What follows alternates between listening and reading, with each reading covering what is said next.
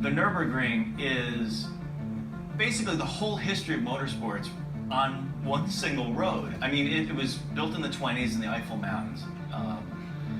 It's the most demanding racetrack in the world.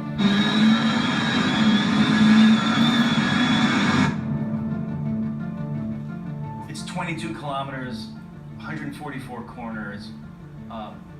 It's the ultimate test of any car, really. I mean, because it tests every part of the car. Nurburgring is the only constant context of measurement capability of cars in the history of the automobile. It's the only place that manufacturers have gone consistently over time to test vehicles. The Nurburgring is, of course, an amazing track in Germany, and amazing in that it's long and it has an incredibly storied history. But it's become much more than that.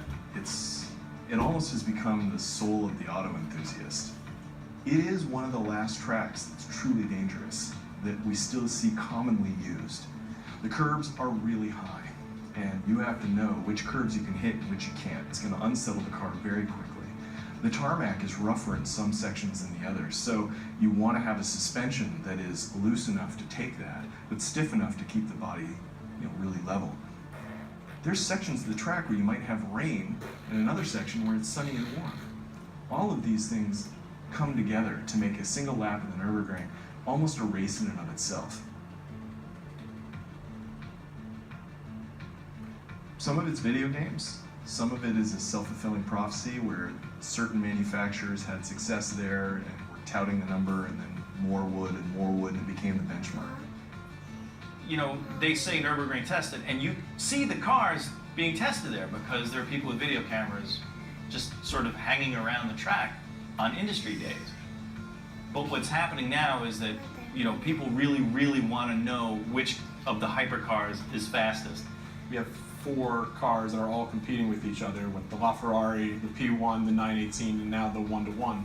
Everyone wants to say that their solution is the fastest thing around there, and right now the 918 is the one that's published a time. So right now we know that Porsche is about at 7 minutes, right? So that's the time to beat.